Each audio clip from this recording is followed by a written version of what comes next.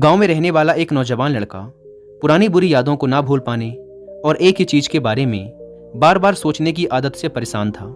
अगर उसे कोई कुछ कह देता या फिर उसके साथ कुछ थोड़ा सा भी गलत हो जाता तो वो बस उसी एक घटना के बारे में पूरे दिन सोचता रहता। वही बात उसके दिमाग में हर समय घूमती रहती।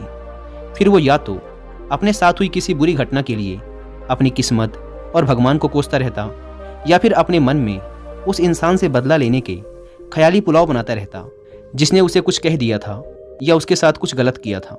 अपनी इस ज़्यादा सोचने की आदत की वजह से ना तो लोगों के साथ उसके अच्छे रिश्ते थे और ना ही वह किसी काम को अच्छे से कर पाता था। वह हर समय तनाव व मानसिक अशांति की स्थिति में रहता। उसकी ऐसी हालत को देखकर उसके एक मित्र ने उसे सलाह दी कि यहाँ पास के ही एक बौद्ध मठ में एक जैन मास्टर रहते हैं, तुम उनके पास जाओ, वो तुम्हारी इस मानसिक समस्या का कोई ना कोई समाधान अवश्य बता देंगे।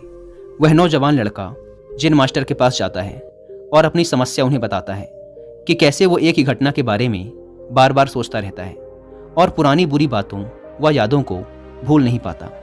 लड़के की समस्या सुनने के बाद जैन मास्टर वहाँ से उठकर मठ के अंदर चले जाते हैं। जैन मास्टर का बिना कुछ उत्तर दिए यूं उठकर चले जाना लड़के को कुछ अजीब सा लगता है, लेकिन वो फिर भी वहीं बैठा रहता है। थोड़ी देर बाद वह देखता है कि जैन मास्टर मिट्टी की गिलास में पानी भरकर उसकी तरफ चले आ रहे हैं। जैन मास्टर लड़के के पास आकर खड़े हो जाते हैं तो लड़का भी उनके सामने खड़ा हो जाता है।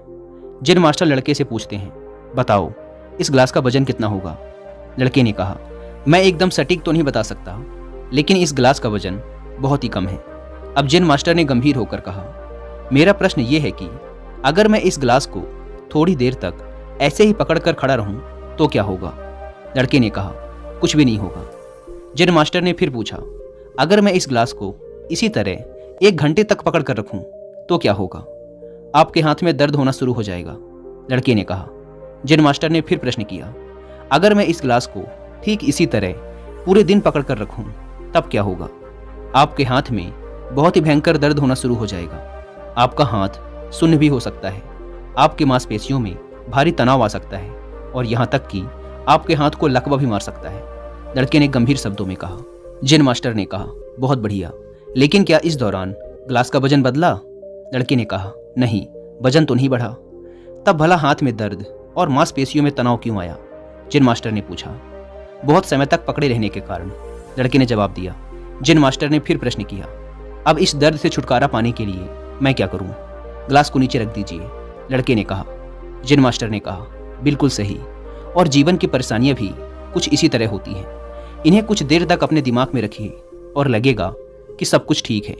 उनके बारे में ज़्यादा देर तक सोचिए और आपको पीड़ा होने लग जाएगी, और इन्हें और भी देर तक अपने दिमाग में रखिए, फिर ये आपको अशांत व पागल करने लग जाएंगी और आप कुछ भी नहीं कर पाएंगे। जैन मास्टर ने लड़के की तरफ इशारा करते हुए कहा, अपने जीवन की पिछली गलतियों और घटनाओं के बारे में सोचना जरूरी है, लेकिन उससे भी ज़्यादा जरूरी है उनसे सीखकर आगे बढ़ना। अगर तुम एक ही बात को पकड़कर बैठे रहते हो तो ठीक उस गिलास की तरह यह भी तुम्हारे जीवन में दर्द पैदा कर देगा। अगर तुम आज अपने अतीत को लेकर बैठे रहते हो तो ये आज भी तुम्हारे हाथ से निकल जाएगा और फिर तुम भविष्य में इसके लिए पश्चाताप करोगे। तुम अपने अतीत के लिए जैसा इंसान बनना चाहते हो या फिर जिन गलतियों के लिए पश्चाताप कर रहे हो तो तुम आज से ही वैसा इंसान बनने का प्रयास करो और कोशिश करो कि आज तुम वैसी गलतियां ना करो जिसके लिए तुम्हें भविष्य में पछताना पड़े। इसलिए चिंता करना बंद करो और अपने आज के कर्मों पर ध्यान दो, क्योंकि चिंता व्यक्ति को उसकी चिता तक ले जाती है। दोस्तों, चिंता करने की आदत को छोड़कर एक खुशहाल जीवन कैसे जिया जाए, इस पर विश्व प्रसिद्ध लेखक डेल कार्नेगी ने एक बहुत ही अच्छी किताब लिखी है जिसका नाम है how to stop worrying and start living, यानी चिंता छोड़ो, सुख से जियो। अब तक 10 मिलियन से ज़्यादा लोग इस किताब को पढ़ चुके हैं, और अगर आपके पास इसे पढ़ने का टाइम नहीं है तो आप हिंदी में इस पूरी किताब को सुन भी सकते हैं कुकू एफएम ऐप पर। इस किताब में चिंता करने की आदत से छुटकारा पाने के कई सारे तरीके बताए गए हैं। मैंने भी इस किताब को 2 बार सुना है, और अगर आप चाहें तो आप भी कुकू एफएम को डाउनलोड करके ये किताब और ऐसी ही हजारों किताबों को ऑडियो फॉर्म में सुन सकते हैं, वो भी अपनी मनपसंद लैंग्वेज में।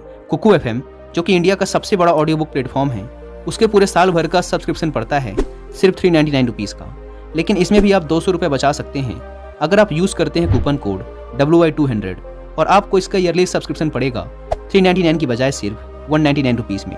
लेकिन जल्दी कीजिएगा क्योंकि यह ऑफर सिर्फ पहले 250 यूजर्स को ही मिल पाता है। ऐप को डाउनलोड करने की लिंक भी आपको डिस्क्रिप्शन एंड फर्स्ट कमेंट पर मिल जाएगी।